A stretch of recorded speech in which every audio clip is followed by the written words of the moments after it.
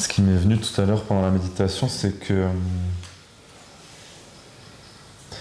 c'est ce que les gens cherchent, et notamment ceux qui ont cet élan de regarder des satsangs, de s'intéresser à tout ça. Et donc les gens cherchent ça, et en même temps, c'est comme s'il y avait une part qui voulait pas y aller parce que ça peut être fade, ça peut être ennuyant, et donc on cherche toujours quelque chose. Et même quand on cherche l'éveil, on cherche quelque chose, un événement qui va arriver, une prise de conscience, alors qu'en fait, c'est juste le fait d'être conscient, cette conscience pure qui ne bouge pas, qui n'attend rien, c'est juste ça que tout le monde cherche. Mais on est souvent accroché à aller ailleurs que ici et maintenant, là où tout est là, quoi.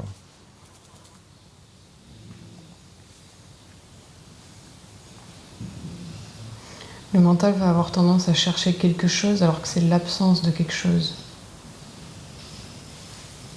qui est en fait recherché. Parce que le mental a du mal à chercher l'absence et à accepter de chercher l'absence.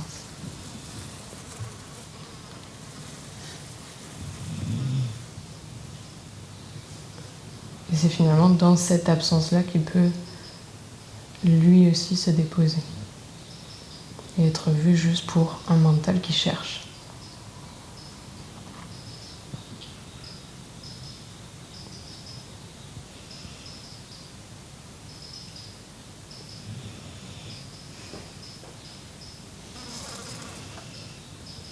La méditation était trop profonde. C'est ça.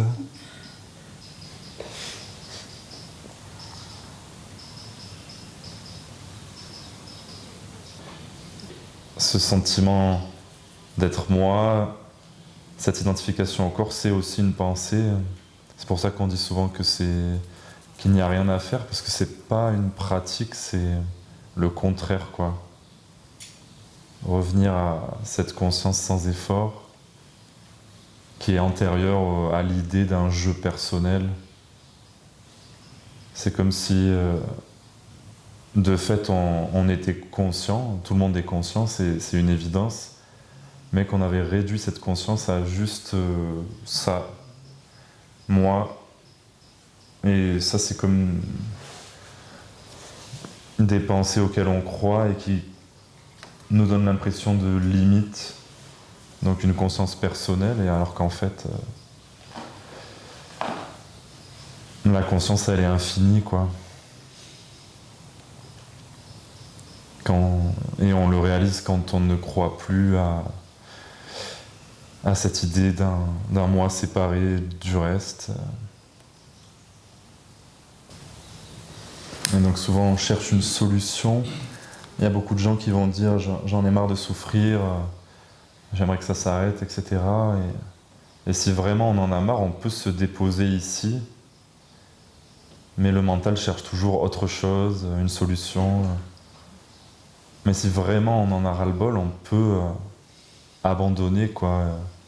S'abandonner ici et maintenant, dans ce à quoi on a goûté en méditation. On peut le faire à chaque instant. Est-ce que vous voyez que ce qui peut être goûté en méditation est toujours là, même si on a réouvert les yeux, comme disait Anthony? Oui. Ouais.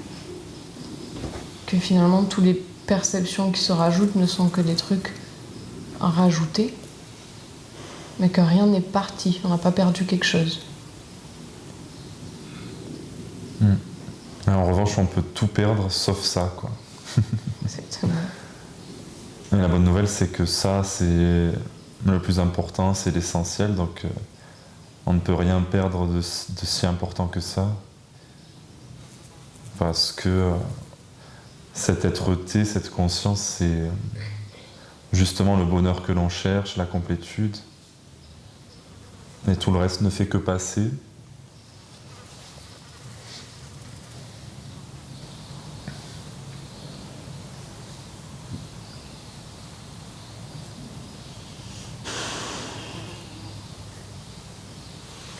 Est-ce que le mental est forcément rattaché au jeu ou c'est une apparition comme le reste?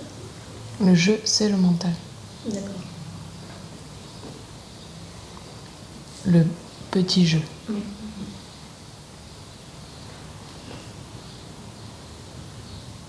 Donc c'est une apparition.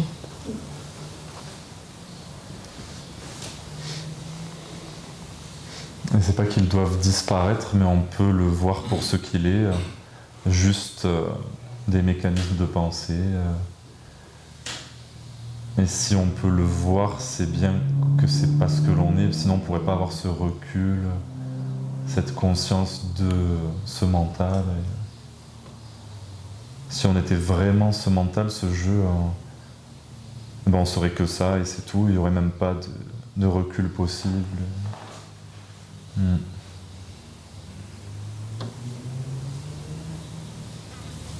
Mais il n'y a pas à vouloir anéantir la pensée jeu. On veut juste s'en détacher. Voir que je ne suis pas cette pensée jeu. Mais après, si elle réapparaît et qu'elle est vue pour ce qu'elle est, juste une pensée qui dit je, si tu peux te détacher de la pensée jeu, c'est que tu n'es pas la pensée jeu. Mais c'est pas une action volontaire, c'est juste un constat en fait, non? Le fait de se détacher. Qu'est-ce que tu entends par c'est juste un constat? Comme tout à l'heure, Anthony nous disait ne pas se détacher des pensées. Non, il y avait utilisé un terme, je ne sais plus lequel. Ne pas intervenir, ne pas y toucher. Oui, ne pas y toucher. Ouais. Donc il y a quand même une action qui est quand même suggérée de rester. Mais en fait, c'est pas une action parce que justement l'action c'est d'être rattaché aux pensées, à la pensée jeu. Donc on est contracté sur ça et l'invitation c'est non-action, tu vois. Et donc qui fait ça? Ben, de toute façon personne parce qu'il n'y a même pas d'action à faire, tu vois. Voilà. Donc ça semble être une invitation à faire quelque chose, mais c'est le contraire en fait. Ok, c'est des mots en fait. En tout cas, si jamais on a l'impression d'essayer de se détacher du jeu et qu'on dit ah j'y arrive pas et tout, mais qu'est-ce qui est conscient de cette voix qui dit j'y arrive pas? Enfin, c'est toujours le jeu qui n'arrive pas à se détacher du jeu, quoi. Et donc pour le personnage c'est compliqué d'y arriver et c'est même impossible. Mais en revenant à ce non-faire, c'est très facile parce que il n'y a rien à faire vraiment. Après on est obligé d'utiliser des mots pour expliquer ça, voilà, revenir au moment présent et tout, mais être présent, forcément de fait vous êtes présent, être conscient, de fait vous êtes conscient et ça demande aucune action, quoi. Mais on est tellement accroché à faire et à l'idée d'un jeu qui fait que ça semble compliqué. C'est un peu comme une addiction. Et si à un moment on en a marre, on peut justement déposer tout ça.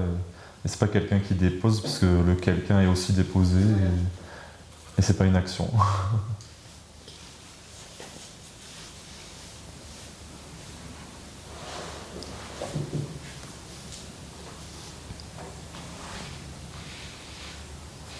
Et c'est intéressant de voir que le mental ne peut pas se lâcher lui-même en fait. Ce non-faire qui ressemble à une action mais qui n'en est pas une ne peut pas être faite depuis le mental. C'est ce que tu es qui va lâcher le mental, mais c'est pas le mental qui va lâcher le mental. Parce qu'il ne peut pas y arriver. Et c'est ça qui semble difficile. Quand c'est difficile, c'est qu'on se croit être le mental qui n'y arrive pas.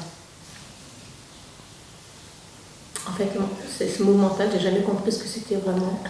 Pas moi non plus. Sur le fond. Ouais, j'ai jamais rien compris non plus.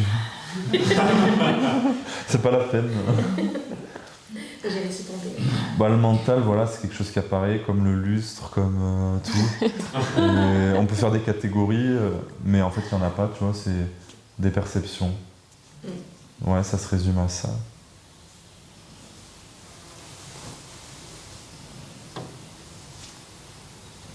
Ouais, parce que même pour dire ça c'est le mental, ça c'est l'extérieur, ça m'appartient, ça m'appartient pas, tout ça c'est encore des pensées. Ouais, c'est ça. Et en fait, il y a juste tout ce qui apparaît et ce qui est conscient de ça, et voilà.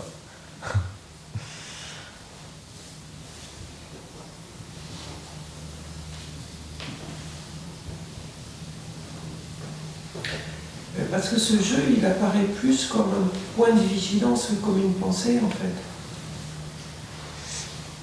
Ah, je vois ce que tu veux dire, ouais, c'est que c'est pas forcément des pensées Pas une pensée, qu'on peut voir mais facilement une comme pensée ça, que, ouais, mais on c'est fait plus pas toucher. subtil, ouais. C'est plus subtil, mais en explorant en soi, juste ici et maintenant, juste le fait qu'on se sente être le corps et qu'on se sente être notre personne, tu vois, ça a une certaine saveur et tout. Ça, bah, c'est des pensées, mais pas forcément des pensées qui passent comme ah, qu'est-ce que je vais faire après. C'est toujours des pensées, mais peut-être plus subtiles, ouais, comme tu dis, mais ça peut être que des pensées, quoi, parce que dans le sommeil profond, c'est pas là, tu vois. Et donc, pourtant, toi, t'es là, mais pas en tant que quelqu'un. C'est rajouté, ouais.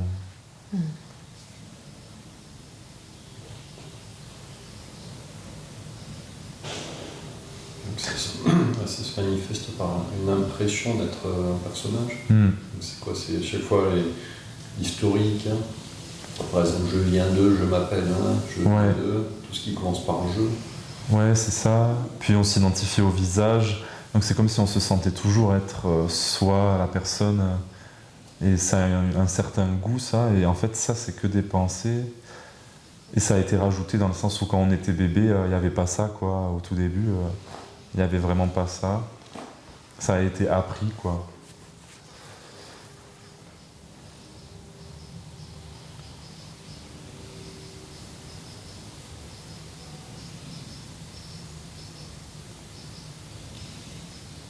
Oui, ce sont des impressions. Mais c'est subtil parce qu'on ne les remet plus, enfin, quand on est bien identifié, on ne les remet plus en cause en fait. C'est comme si c'était je suis français, je suis un garçon. Enfin, Oui, voilà. Des trucs qui sont même plus. Ouais. C'est même plus un sujet quoi pour. Oui, c'est ça. Et puis même quand on sait que c'est des impressions, c'est comme si c'était quand même important d'aller vérifier ça encore et encore par une exploration intérieure, d'aller observer ces impressions-là et de les discriminer, quoi. Pas juste de voir une fois qu'on n'est pas ça, mais à chaque instant réaliser ça, quoi, jusqu'à ce qu'on réalise que ce que l'on cherche, on l'a toujours été. Mais cette investigation-là, elle est importante, ouais. Parce que le risque de le voir une fois, pour rejoindre ce que tu dis, c'est que le mental va récupérer l'expérience. Et après, ça sera plus du vécu, ce sera juste un souvenir. Un souvenir de... C'est une impression plutôt que le vécu de... Ce sont des impressions.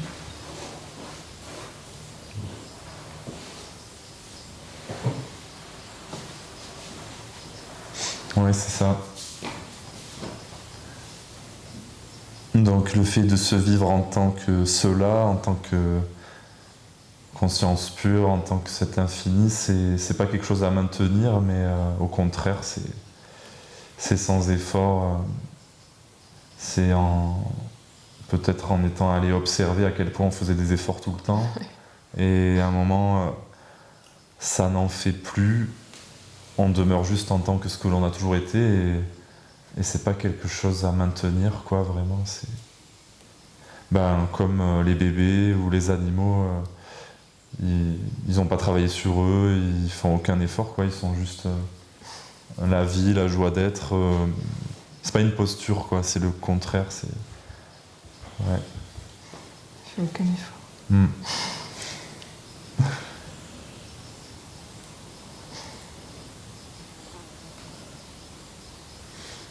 Ouais, ou l'amour inconditionnel qu'on peut sentir chez les animaux et tout, c'est pas une qualité qu'ils ont acquérie, c'est juste en l'absence d'un mental qui juge, qui sépare.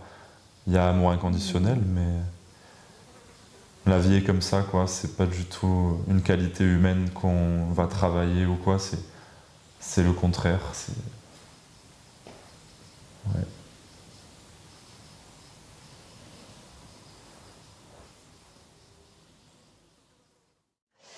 J'en profite pour faire un petit clin d'œil aux participants et participantes qui ont été là à cette retraite avec Anthony. Et aussi pour vous dire qu'on en organise une nouvelle, ce sera une retraite résidentielle qui aura lieu cette fois-ci dans la Drôme, les 18 et 19 janvier 2025.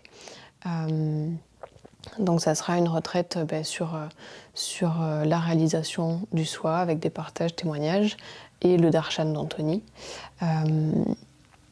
Pour plus d'informations ou pour vous inscrire, je mets toutes les infos dans la description de la vidéo en dessous, dans un numéro que vous pouvez joindre par texto ou appeler. Et voilà, on espère vous y retrouver nombreux et nombreuses. En tout cas, merci d'être là, merci pour le visionnage et à très vite.